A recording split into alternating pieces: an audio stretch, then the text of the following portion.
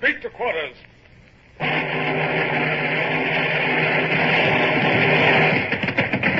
out the guns. Stand by the starboard battery. One broadside into it, if you please, Captain Bush.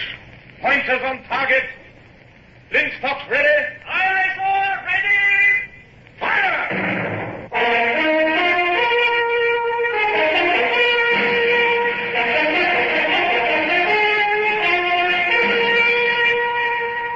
Presenting Michael Redgrave as C.S. Forrester's indomitable man of the sea, Horatio Hornblower.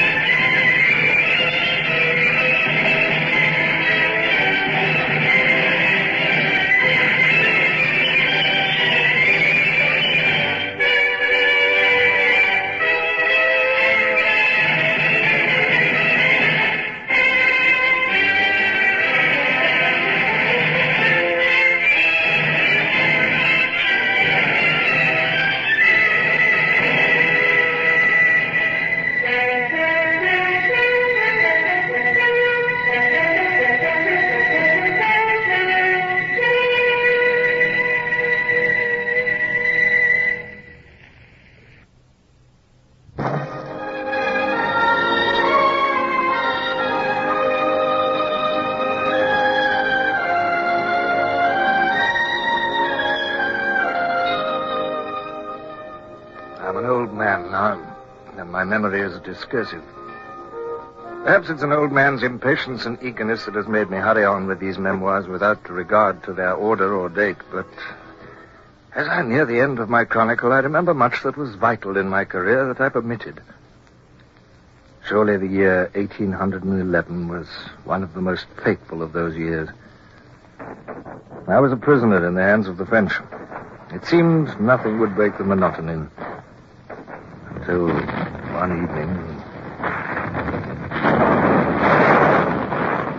What is it that Monsieur desires? I want to see. There's a battle out there. I must see it. Let me go onto the walls. I'm sorry, it is forbidden. I will not escape, I swear it. Let my servant and myself go onto the walls. I give you my word of honor. We'll make no attempt to escape.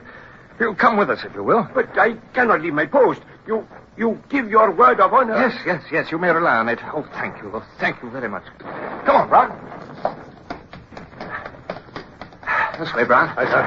Now, don't get in the way of the gunners, or they'll send us down again. Aye, sir. Aye. It's over here to the curtain wall. We shan't be blinded by the gun flashes here. It is the fleet, sir. You can see them lit up by their own broadsides. They're sailing down in line ahead past the Frenchies. Oh, there's the Pluto, sir. Yes. You can see the Admiral's flag at her mizzen.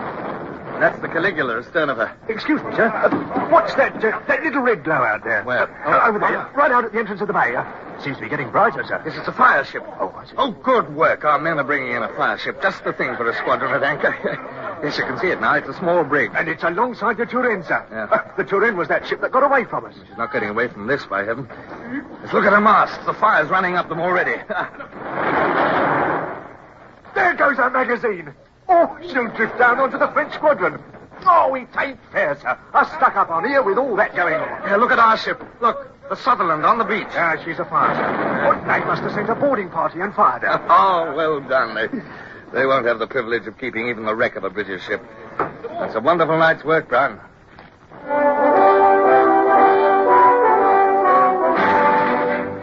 It was indeed a wonderful night's work. From our battlement grandstand, we watched the one-sided battle rage and saw our defeat thoroughly avenged. The Turenne had completely vanished. Of the Sutherland, there were only remaining a few blackened timbers. 2 French ships of the line were on the rocks to westward, and they would never sail again. Only the French 3-decker was left, battered and mastless, and the next easterly gale would fling her ashore and wreck her completely. As dawn crept over the horizon, we watched the 5 British ships stand out of the bay in line ahead. Only the Pluto appeared to be damaged. She'd lost her main topmast. It was a bitter sight to see them go and realize that I could not go with them. But my despair was cut short by the sudden appearance of General Vidal, the governor of the fortress. fine piece of work your companions have done. But it will not make the government in Paris any more kindly disposed towards you, I fear. Listen. What is that? That must be your man. The new prisoner must have brought them news of the battle. The new prisoner, sir? Yes, I thought you would be interested. He's a man who fell overboard from your admiral's ship. Here, Dupont, take charge of Hornblower and escort him to the prison.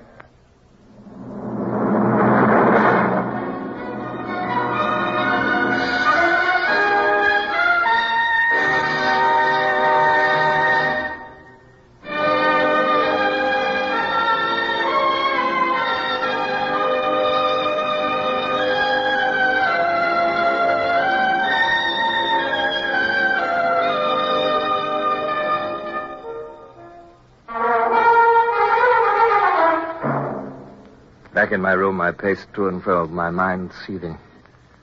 My gloomy thoughts were broken into by the opening of my door, and the young officer saluted. His Excellency sends you his compliments, sir, and he would be glad if you could spare him a few minutes of your time as soon as convenient. Or in other words, come at once. Oh, very well, I'm ready. In the governor's office stood a colonel of gendarmerie, a youngish man with a bullet head and carrying a cocked hat in his hand. The star of the Legion of Honor was on his breast. The high black boots and spurs gleamed in the morning sunlight. The governor's expression was sad as he addressed me. I have the honor of presenting to you Colonel Jean-Baptiste Caillard, Grand Eagle of the Légion d'Honneur, and one of His Imperial Majesty's personal aide-de-camp. Colonel, this is Horatio Hornblower. What is Hornblower doing with that sword at his side? The Admiral returned it to him on the day of the battle, mon Colonel. He said... I am not interested in what the Admiral said. No criminal as guilty as this man can be allowed a weapon. Further, a sword is the emblem of a gentleman of honor, which he certainly is not. Take off that sword, sir. I can hardly believe that you're addressing me, sir. May I remind you that I have yet to be tried? Take off that sword. Or shall I call in one of my gendarmes to remove it? You leave me no alternative, but you shall hear more of this insult. Good. And now will your Excellency have the goodness to warn this man of his impending departure? Oh, yes. Monsieur, Colonel Caillard has come to take you and your first lieutenant, Mr. Bush, to Paris. Bush? But you know what you're saying. Bush is seriously wounded. It might easily be fatal to take him on a long journey at present. The journey will be fatal to him in any case. General Vidal was a gentleman to the last. He gave me every assistance, allowed me to take my coxswain, Brown, with me. He even pressed upon me his purse to help me when I should reach Paris. He accompanied us to the courtyard where Bush was lying on a stretcher. Bush? They're going to take us to Paris, Bush. What, me, sir? Yes. Well, it's a place I've always wanted to see. Please, you are in charge of this man, yes? Yes. What is it? I am the surgeon who how do you say? The foot. You amputated Lieutenant Bush's foot. Oui, yeah. It was to save his life. Please to take these papers. There are instructions for treatment. Any surgeon in France will understand them. Yes, thank you. Here is a parcel of dressings. Thank you. The leg will not heal until the ligatures come away. Comprenez-vous? I see. Yes. Thank you. I understand.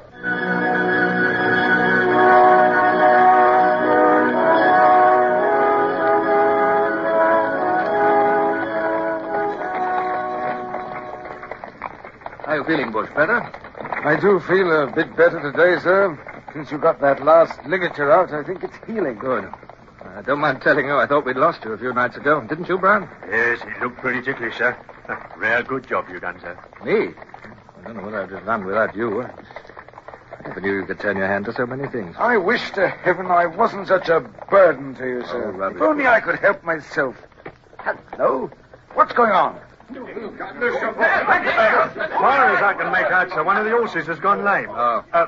They've unharnessed it. Two of them are just taking it off to find a smith. Oh, as though this confounded journey wasn't long enough. Seems as though all our lives have been spent in this leathery old coffin. We're off again with only 3 horses, sir. Getting late. The weather looks threatening. I suppose Kaya wants to reach the next post house before dark. I hope our quarters are more comfortable than the ones we had last night, too.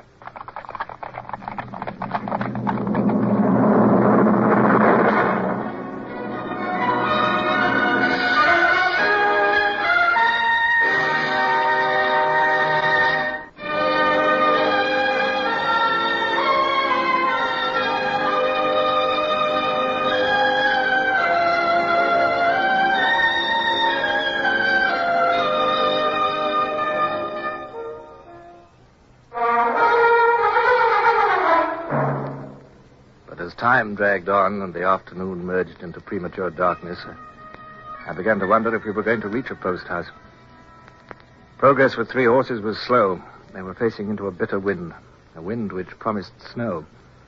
And we could hear Kaya cursing and urging the coachman at intervals. And soon the wind took on a higher note. Great flakes of snow clogged the steaming windows. And presently the muffled sound of wheels and hooves told us that the fall was getting heavier. Oh, heavens, I'm cold. God help poor sailors on a night like this. We look like spending the night in the coach, sir. Something's wrong, sir.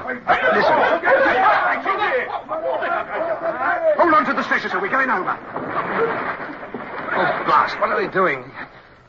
You all right, Bush? I'm all right, sir. What's happened? Well, we're not over, sir, but perishing near it. We must have left the road. Oh, look, we're almost hanging over a river. Yes, I can see, right on the bank. Coachman must only just have seen it in time. A fine coachman you are! Fool and son of a fool! Why didn't you drive straight into the river and save me the trouble of reporting? Huh? Come on, you men.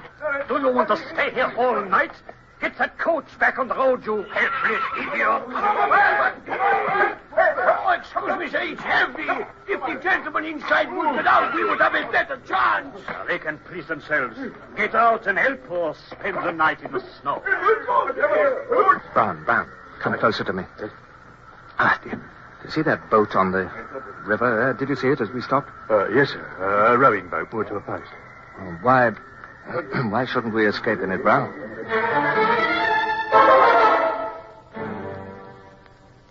6 minutes from the time I had conceived the idea, we were in the boat and free on the Black River. In the darkness and with the bustle going on round the coach, we'd slipped away unnoticed. I wrapped Bush in blankets and my cloak and propped him in the stern sheets. Go on, give me a scull, Brown. Now, you fend off port side, I'll take starboard. Oh, the boat's spinning and punching like mad, sir. I can't get a grip. We seem to be caught on a rock.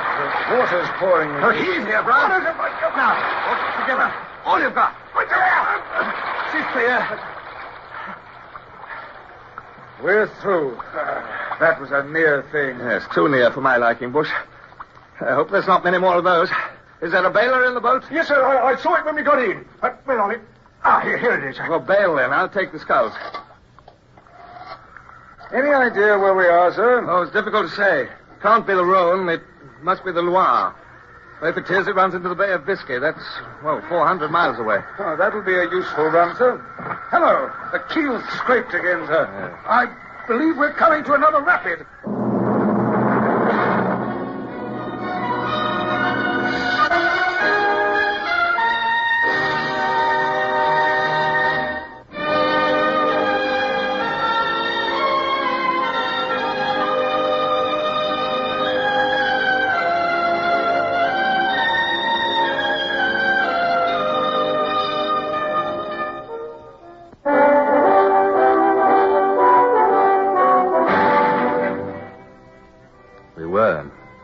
The growing roar again. I felt the bow and stern lift and drop successively as we shot over what felt like a downward step in the water.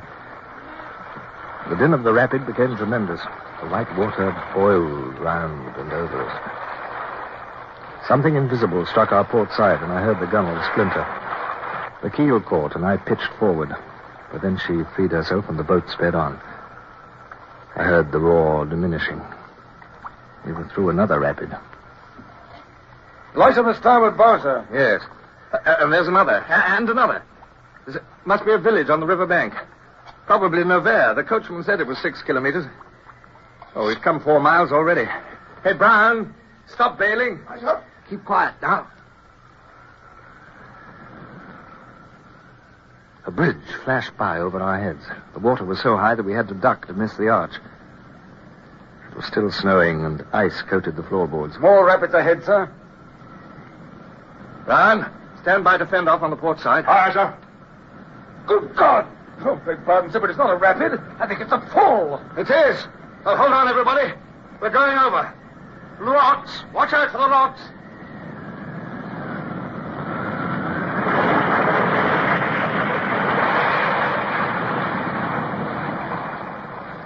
Steep, steady wave at the foot of the fall was as solid as stone as we hit it.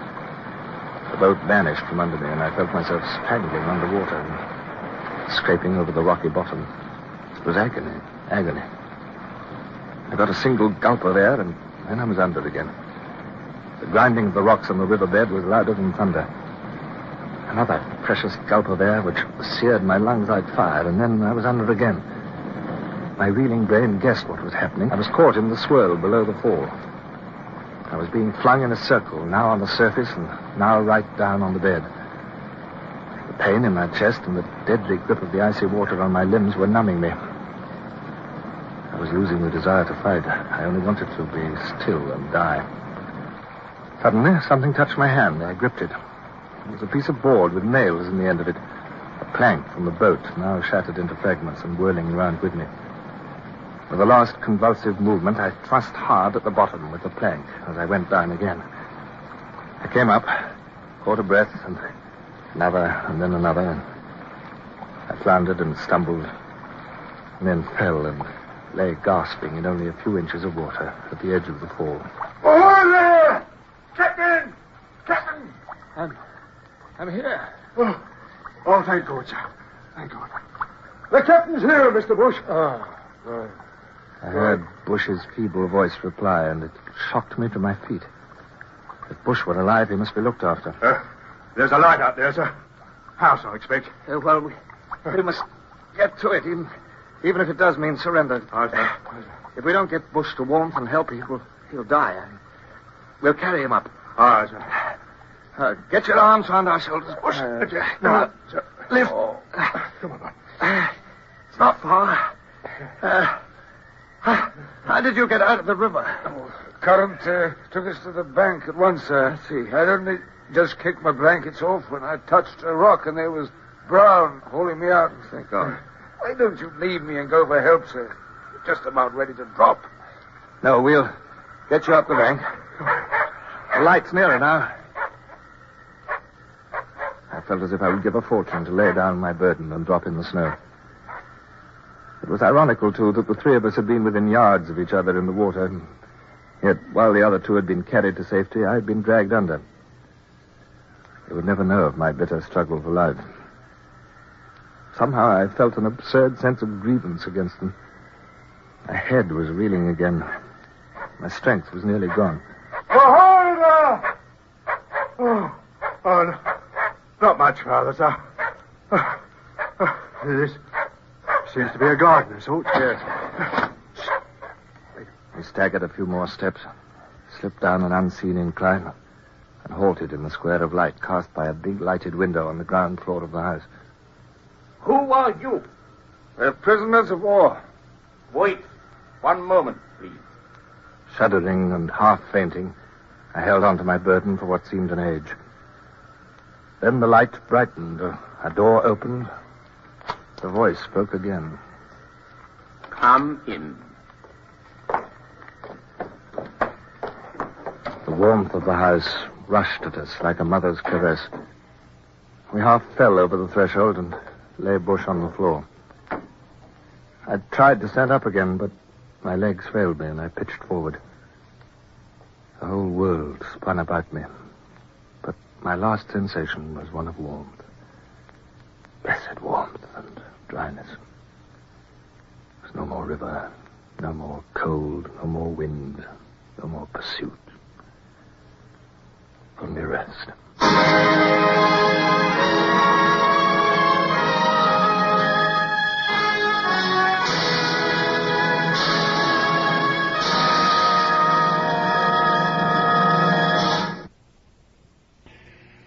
Horatio Hornblower, starring Michael Redgrave, is based on the novels by C.S. Forrester. Music composed and conducted by Sidney Torch. Produced by Harry Allen Towers.